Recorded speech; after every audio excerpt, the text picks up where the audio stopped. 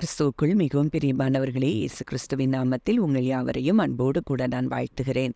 இந்த நாளிலும் தேவன் நம்மோடு கூட இடைப்படுகின்ற ஒரு வார்த்தை ஏசாயா 46 அதிகாரம் 13 என் நீதியை சமீபிக்க பண்ணுகிறேன், அது தூரமாயிருப்பதில்லை.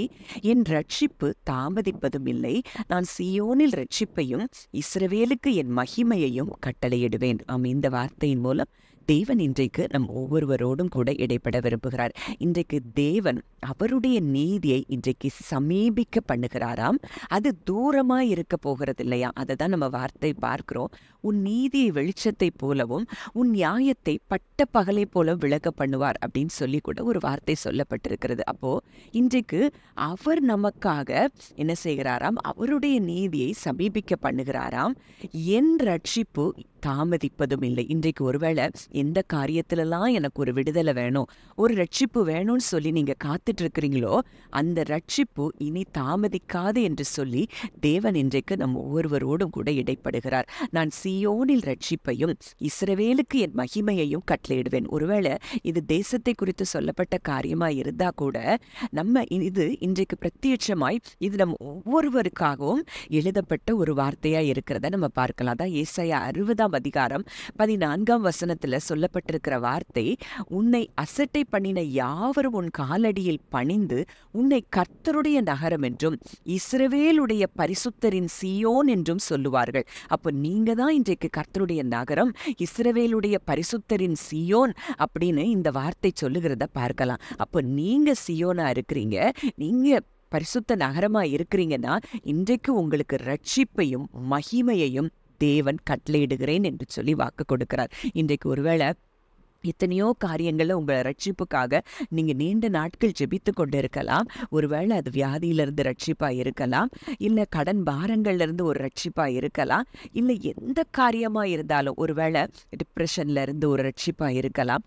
எந்த காரியமாக இருந்தாலும் அதில் தேவன் இன்றைக்கு அதை தாமதிப்பதில்லை என்று சொல்லி இனி வாக்கு கொடுக்கிறார். சீக்கிரத்தில் நீங்கள் விரும்பின ரட்சிப்பு உங்களை நீங்கள் பெற்றுக்கொள்வீர்கள் என்று சொல்லி தேவன் வாக்கு கொடுக்கிறார். ஒருவேளை அது உங்கள் குடும்பத்தாருடைய ரட்சிப்பாய் கூட இருக்கலாம். கர்த்தர் அது இனி தாமதிக்காது என்று சொல்லி இன்றைக்கு நம் தேவன் நம்மோடு கூட இடைப்பட விரும்புகிறார். மேலும் ஏசாயா 62:1 நம்ம பார்க்கிறோம், சீயோனின் நிமித்தமும் எருசலேமின் நிமித்தமும் நான் மௌனமாயிராமலும் அதன் நீதி பிரகாசத்தை போலவும் அதன் ரட்சிப்பு எரிகிற தீவெட்டியைப் போலவும் வெளிப்படும் மட்டும் அமராமலும் இருப்பேன். இந்த வார்த்தையை ஆண்டவர் எவ்வளோ தூரம் நமக்காக சொல்லியிருக்கிறார் அப்படிங்கிறத நம்ம விசுவாசித்தோன்னா இந்த காரியங்கள் நம்ம வாழ்க்கையில் சீக்கிரமாக நடைபெறுகிறத நம்ம பார்க்கலாம். அப்போது நமக்காக அவர் என்ன செய்ய மாட்டாரா? மௌனமாக இருக்க மாட்டாரா? நம்முடைய நீதி பிரகாசத்தை போலவும் நம்முடைய ரட்சிப்பு ஒரு எரிகிற தீவெட்டியை போலவும் வெளிப்படுற வரைக்கும் அவர் என்ன செய்ய மாட்டேன், உட்கார மாட்டேன் அப்படின்னு சொல்லி அவர் சொல்லியிருக்கிறார். அப்போ இன்றைக்கு அது தாமதிக்காது என்றும் நமக்கு வாக்கு கொடுத்திருப்பார் என்றால் அவர் வாக்கு கொடுத்தவர் உண்மையுள்ளவர்.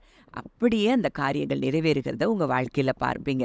ஏசாயா 52:10 கூட நம்ம பார்க்கிறோம், எல்லா ஜாதிகளின் கண்களுக்கு முன்பாகவும் கர்த்தர் தம்முடைய பரிசுத்த புயத்தை வெளிப்படுத்துவார். பூமியில் எல்லைகள் உள்ளவர் எல்லாரும் நம் தேவனுடைய ரட்சிப்பை காண்பார்கள். அப்போ இந்த இடத்துலயே அவர் நமக்காக தன்னுடைய பரிசுத்த புயத்தை வெளிப்படுத்தும் போது பூமியில உள்ளவங்க எல்லாரும் நம் தேவனுடைய ரட்சிப்பை காண்பார்களா? இன்றைக்கு உங்களுக்கு வரப்போகிற ரட்சிப்பை இந்த உலகம் எல்லாம் கண்டு கொள்ளும். உங்களோடு கூட கர்த்தர் இருக்கிறார் என்பதை உலகம் அறிந்து கொள்ளும். அதைத்தான் நம்ம யோசுவா 2:10-11 பார்க்கிறோம். அந்த ராகாப் என்கிற வேசி அந்த வேவு பார்க்க போன அந்த ஜனங்கள்கிட்ட சொன்ன ஒரு வார்த்தை, நீங்கள் எகிப்திலிருந்து புறப்பட்ட போது கர்த்தர் உங்களுக்கு முன்பாக சிவந்த சமுத்திரத்தின் தண்ணீரை வற்றி போக பண்ணினதையும் நீங்கள் யோர்தானுக்கு அப்புறத்தில் சங்காரம் பண்ணின எமோரியரின் 2 ராஜாக்களாகிய சீகோனுக்கும் ஓகுக்கும் செய்ததையும் கேள்விப்பட்டோம். கேள்விப்பட்ட போது எங்கள் இருதயம் கரைந்து போயிற்று, உங்களாலே எல்லாருடைய தைரியமும் அற்று போயிற்று.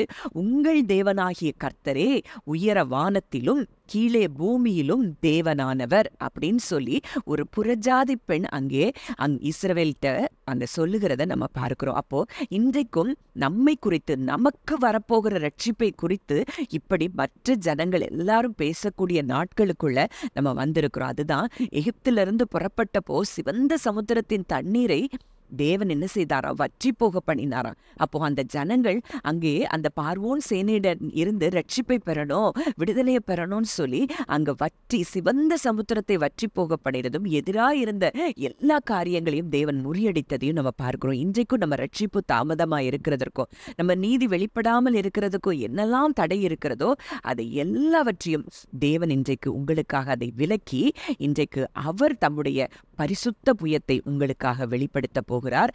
பூமியின் ஜனங்கள் எல்லாரும் தேவனுடைய ரட்சிப்பை காண்பார்கள். ஜெபிக்கலாம். அன்பின் பரலோக தகப்பனே, நன்றியோடு உம்மை துதிக்கிறோம், ஸ்தோத்தரிக்கிறோம். அப்பா, இந்த நாளிலும் நீர் எங்களோடு கூட இடைப்பட்ட வார்த்தையின்படி அப்பா உம்முடைய நீதியை நீர் சமீபிக்க பண்ணுகிறதற்காய் நாங்கள் நன்றி செலுத்துகிறோம். இனி அது தூரமாய் இருப்பதில்லை என்று சொல்லி கர்த்தர் வாக்கு கொடுத்தபடியினால் நன்றி செலுத்துகிறோம். என் ரட்சிப்பு தாமதிப்பதில்லை என்று சொன்னீங்கப்பா.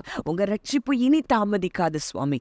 நாங்கள் நீங்க ஆண்டவரே சியோனில ரட்சிப்பையும் இஸ்ரவேலுக்கு மகிமையும் கட்டளையிடுவேன் என்று சொன்னது போல ஆண்டவரே எங்களுக்கு ரட்சிப்பையும் எங்களுக்கு மகிமையையும் நீர் கட்டளையிட்டதற்காக நாங்கள் நன்றி செலுத்துகிறோம். அப்பா, இந்த வார்த்தையை கேட்கிற ஒவ்வொருவரையும் இந்த வார்த்தையின்படியே ஆசீர்வதிக்கிறதற்காக நன்றி செலுத்துகிறோம். இயேசு கிறிஸ்துவின் மூலம் கேட்கிறோம் ஜீவனுள்ள நல்ல பிதாவே, ஆமென்.